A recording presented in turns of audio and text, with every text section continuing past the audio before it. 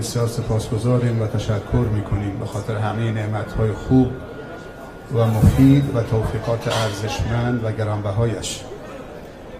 با ارزشترین نعمتهای الهی،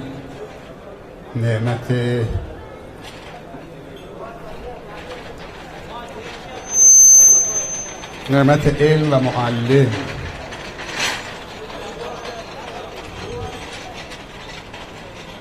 علم و معلم دو نعمتی هستند که بزرگترین نقش در هدایت بشریت رو دارند.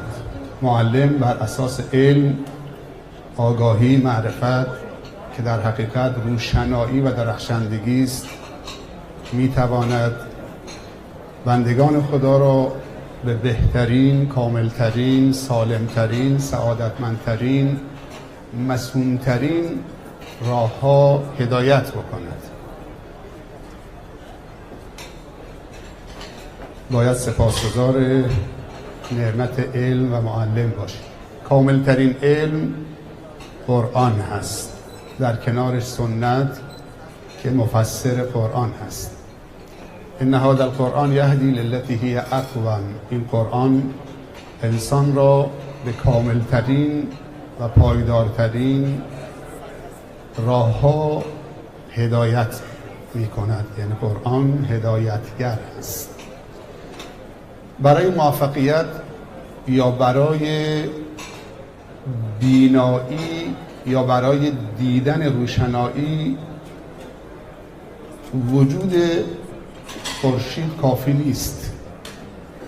اینکه خورشید بر زمین بتابد کافی نیست که ما در زندگی روشنایی داشته باشیم.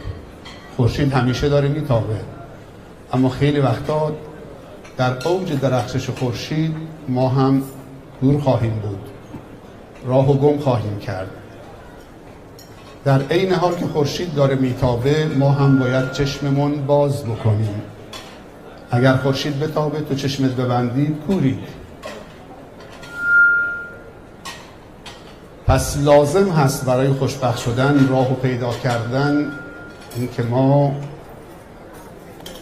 بصیرتمون رو فعال بکنیم، چشممون رو باز بکنیم. خداوند قدرت فکر کردن به ما داده که راه درست رو انتخاب بکنیم، بعد از تشخیصش انتخاب بکنیم و اون راه رو طی بکنیم. جا داره من تبریک عرض بکنم.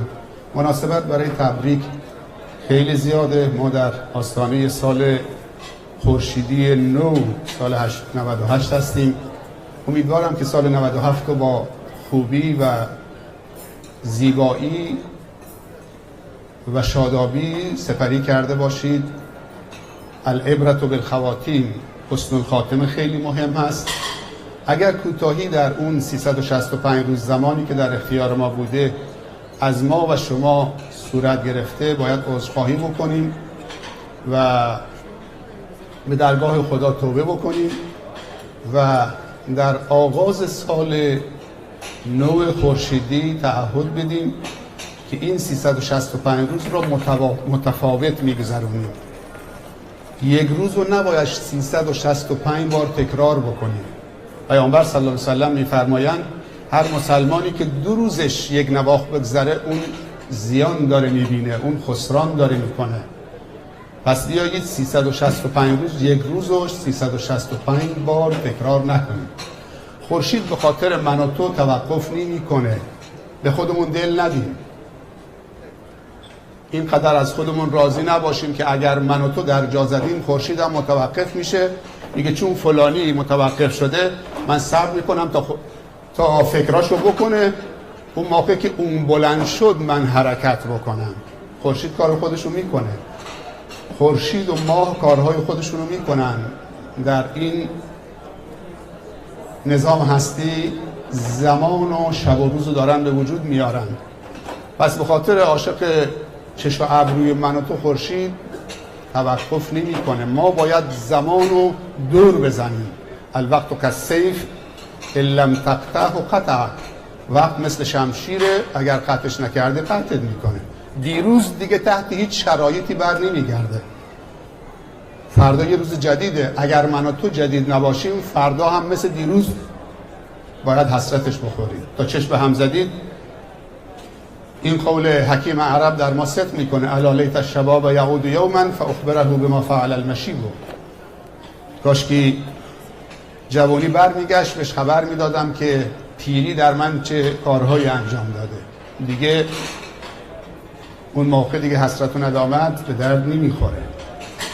جا داره من تبریک عرض بکنم فرارسیدن سال خورشیدی نو جدید و امیدوارم که همونطوری که طبیعت لباس زیبا پوشیده برتن کرده، ما هم لباسای کهنه رو دور بریزیم، یک درون تکانی بکنیم. بهترین لباس برای انسان مسلمان لباس و تقواست. خداوند می‌فرمایند و لباس و تقوا ذالک خیر. بهترین لباس لباس تقواست.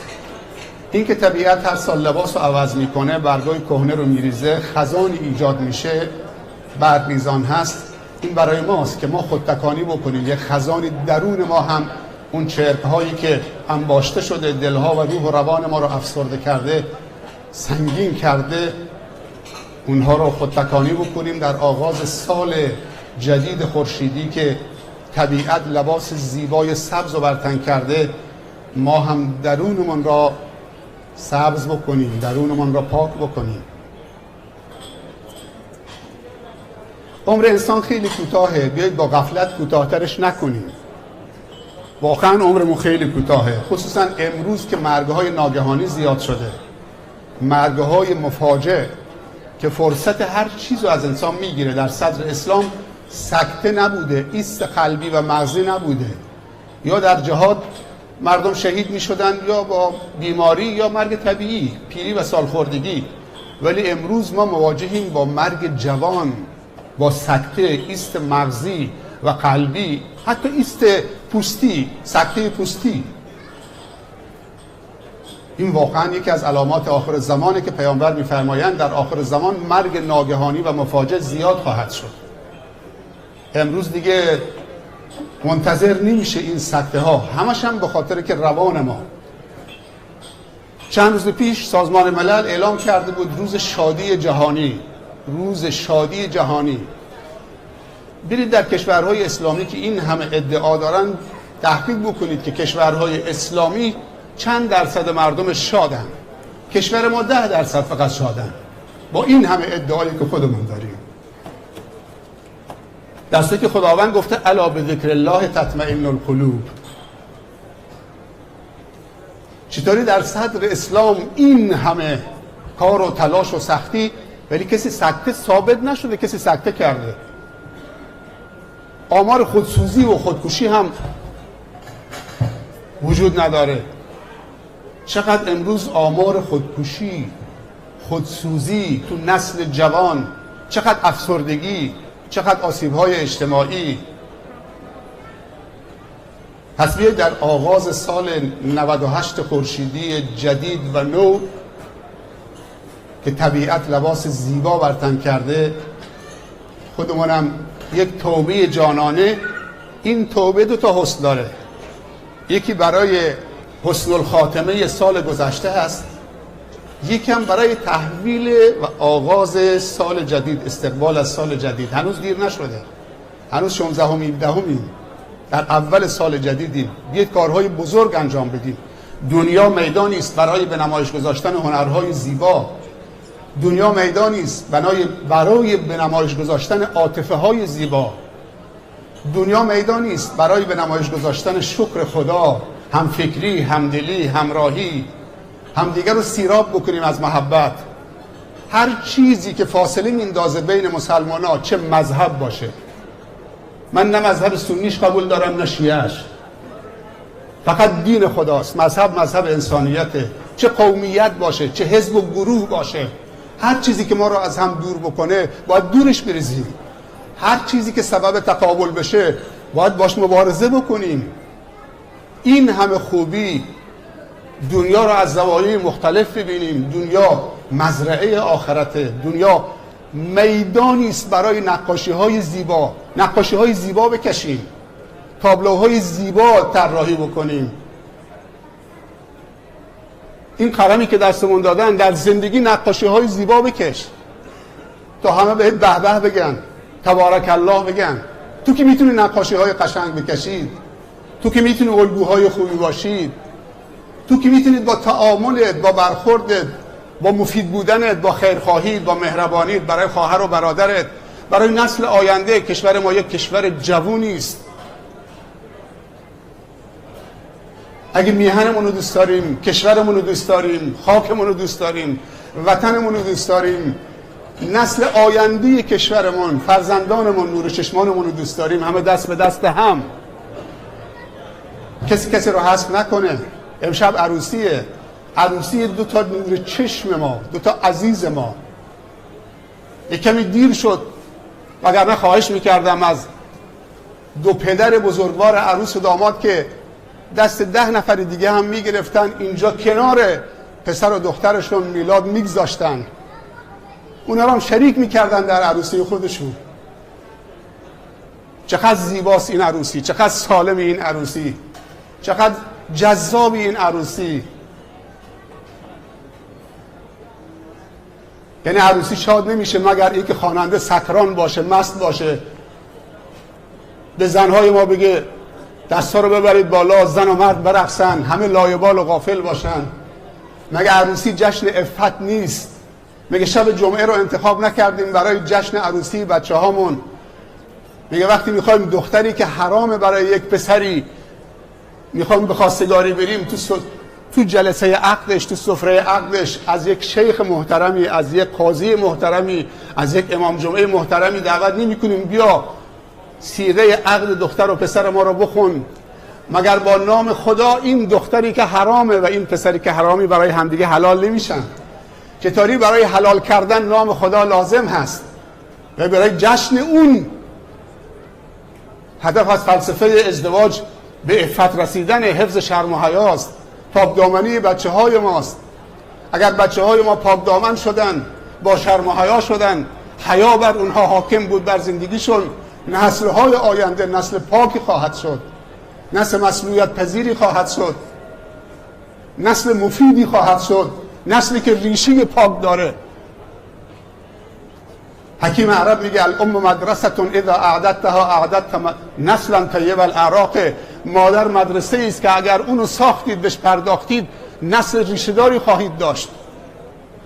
عروس خانمی که تو عروسیش 4 وعده نماز نمیکنه، از ساعتی که میری تو آرایشگاه چون آرایشش خراب میشه، نماز عصر، نماز مغرب، نماز عشا، دامادم به تبعش، تو عروسی هم همه چشم‌چرانی، ارکستر هم سکران و مسته.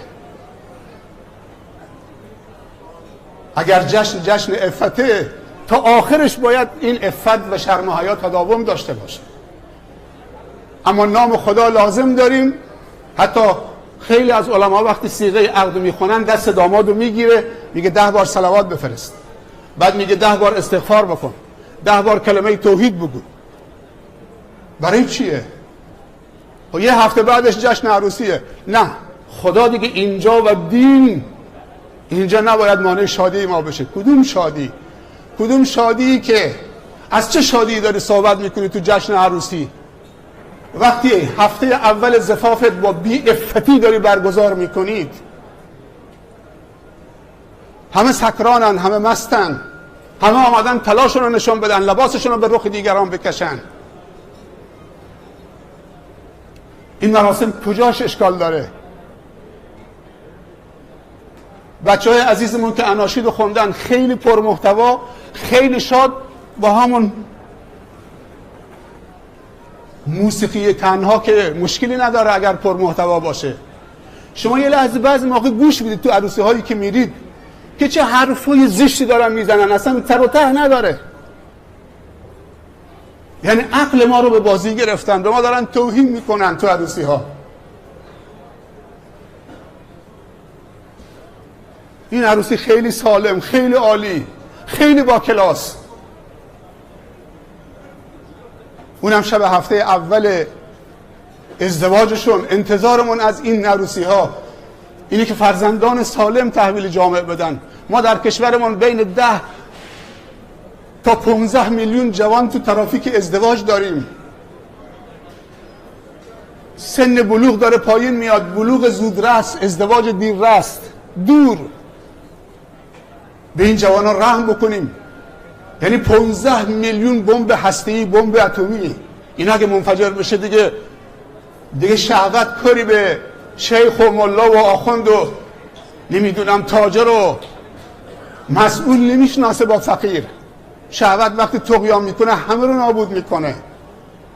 پیامبر صلی الله علیه و سلم میفرمایند وقتی که هرچی آمار ازدواج در جامعه بالاتر بره، آمار امنیت، آرامش، برکت، جرم و جرائم، آمار امنیت بالا میره، آرامش بالا میره، آمار محبت، برکت در جامعه، توسعه، رشد، بالندگی، ترقی بالا میره. ولی هرچی آمار ازدواج بیاد پایینتر، دختر بچه تو دوم ابتدایی بالغ شده، این فضای مجازی، بی‌پروایی پدر و مادر، عدم تربیت صحیح و درست، عدم پایبندی خانواده و مسئولیت پذیری به تعهدات اخلاقی و ایمانیش. وقتی هم بچه راه خطا رفت، نوجوان و جوان، این فضای مجازی بچه های ما رو افسرده کرده. پدر و مادر تا سرشون گذاشتن خواب میرن، اما دختر و پسر جوان و نوجوان ما تا سرشون گذاشتن رو بستر تازه بیدار میشن. فضای مجازی اجازه ورود به خانواده از ما نمیگیره. هرچند که حفاظ بزنید پشت در، وارد میشه، زیر لحاف بچه هامون رفته. پدر و مادر خوابه، این تا صبح داره زجر میکشه. چرا این همه هزینه های هنگفت رو داریم تحمیل میکنیم؟ بعضی پدرای عروس شب اول عروسی دخترش میخواد دامادش رو چپاول بکنه، 100 میلیون برای این، 200 میلیون برای شیربها، 500 میلیون برای این، یه ماشین، خانه با فلان چیز. چرا آخه؟ این داماد توست، تو رو ارتقا میبخشه در تکامل انسانی. انسان طفله، بعد میشه کودک، بعد میشه نوجوان، بعد میشه جوان، بعد میشه ازدواج میکنه مرد، بعد بچه دار میشه پدر و مادر، بعد از این که نوه‌دار شد میشه پدر بزرگ و مادر بزرگ. این تکامل انسانی است. این عروس دختر توست، این داماد پسر توست، همون حکم داره. چرا شب اول عروسی میخواید چپاولش بکنید، غارتش بکنید؟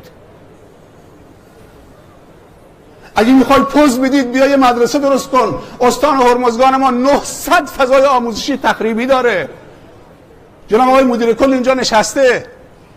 اگه میخوای پوز بدی بیا مدرسه درست بکن. اگه میخوای جس بگیری بیا یک کتابخانه درست بکن تو روستای خودت. 50 تا دانشجو رو هزینه دانشگاهشون بده تا استان ما متحول بشه، تا کشور ما متحول بشه، تا دیگه به ما نگن محروم، استان محروم. تا کی باید ما این وصف رو بپذیریم؟ چه استعدادهای خوابیده تو این منطقه، تو استان خودمون، تو این خطه جنوب بلوچستان ایران. یونیسف یک گروهی رو فرستاد جاست برای تحقیق، برای تست دانش آموزای پابرهنه شهرستان جاست، شرق جاست. بعد از 2 هفته که تو این روستاهای محروم بودن گفتن با استعدادترین دانش آموزای جهان دانش آموزای خطه جنوب بلوچستان ایرانن. پوز دادن و جس گرفتن هم راههای درستش داره، کلاس هم راههای درستش داره. که مشروب خواری کلاس بوده؟ علما میگن هر کسی مشروب خورد 4 خصلت حیوانی پیدا میکنه.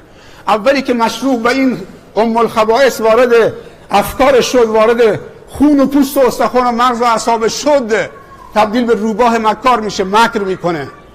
بعد که خوب در درونش جا گرفت، دیگه قاطی شد، مختلط شد، تبدیل به گرگ بیرحم میشه، به هیچ کسی رحم نمیکنه.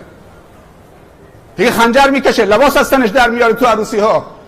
مگه ما تو استان هرمزگان خودمون، تو همین شهر بندرعباس، تو همین روستاها، تو عروسی ها کشته ندادیم؟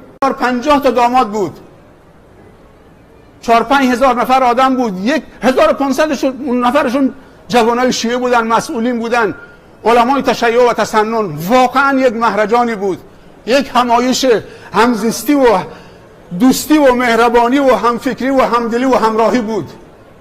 این عروسی ها چشه؟ واقعا احسن من میگم، تبریک میگم به آقای آجعلی خراسی که همه رو سفید کرد. ما رو دعوت کرد، با امنیت آمدیم اینجا، فهمیدیم که یه جوانی سکران نیست، داره در عروسی یقه ما رو بگیره، تا اگه یقهشو دور کردی دستشو دور کردی میگن شیخ داره تو گوشش میذاره، تو عروسی داره دعوا میکنه. ما الان اینجا با امنیت آوردیم. من ناموسمو در اون خونه در سالن زنان پیاده کردم، اونا رفتن داخل، میدونم که اونجا امنیت دارن. چرا کلاس ها رو عوضی میذاریم؟ چرا از جستایی که نباید بگیریم؟ اگه تو واقعا قهرمانید، پول دارید، امکانات دارید، بفرما. 900 تا مدرسه به نام خودت میشه، به نام پدرت میشه. چقدر ما درمانگاه داریم نیاز هست، چقدر خانه بهداشت نیاز هست، چقدر کتابخانه، چقدر فضای سبز هستن، سالن‌های ورزشی. همه خیران مسجد نکنید. تحقیقی من در استان در جنوب کردم، در جنوب خودمو کردم، در استان هرمزگان. حالا بگید برای هر نفر که نماز بخونه بین 1 متر تا 5 متر فضای استاندارد برای نماز خواندنش هست. مسجدهای میلیاردی مجلل. ولی برای هر جوان هرمزگانی بین 1 سانت تا 3 سانت سالن ورزشی استاندارد. واقعا جای تأسفی که همه مسجد تو یه روستای 2000 نفری چرا 10 تا مسجد باشه؟ ما جلو اسراف های عروسی، عزاداری، حج و عمره و زیارت ها، جلو اسراف اینها رو بگیریم. کل 900 تا مدرسه‌ای که آقای مدیری کل میگه در استان مشکل داریم، الان که دیگه سیل اومده، وحشتناک در کل کشور. من امشب واقعا جانانه تبریک میگم به برادر و سرور عزیزم که ما رو در عروسی فرزندش دعوت کرد و به ما اطمینان داد که اینجا ناموست، اخلاق، دین و ایمانت، همه چیزت حفظ میشه. با خیال راحت تشریف بیارید. و این اطمینان رو به همه شما داد. تبریک میگم به مهندس شهریار باغستانی که هم فکر بود با آجعلی، اون پدر خانم، اون پدر عروس، این به عفت و پاکدامنی کامل برسن. خداوند فرزندان سالم در جسمشون و صالح در اخلاق و رفتارشون و مصلح برای جامعه نصیبشون بفرماید. بگید آمین. با همون محبتی که بین رسول خدا و امهات المؤمنین، بین علی رضی الله، حضرت علی رضی الله عنه و کرم الله وجهه و فاطمه زهرا رضی الله عنها، با همون محبت و پیوندی که بین دلهای اونها برقرار کرده بود، بین دل این دو زوج جوانی که امشب ما را گرامی داشتن، ما را اکرام کردن در مراسم خودشون، این مراسم عالی و هدفمند و ارزشی دعوت کردند، همون پیوند ناگسستنی خداوند برقرار بکنه. بگید آمین.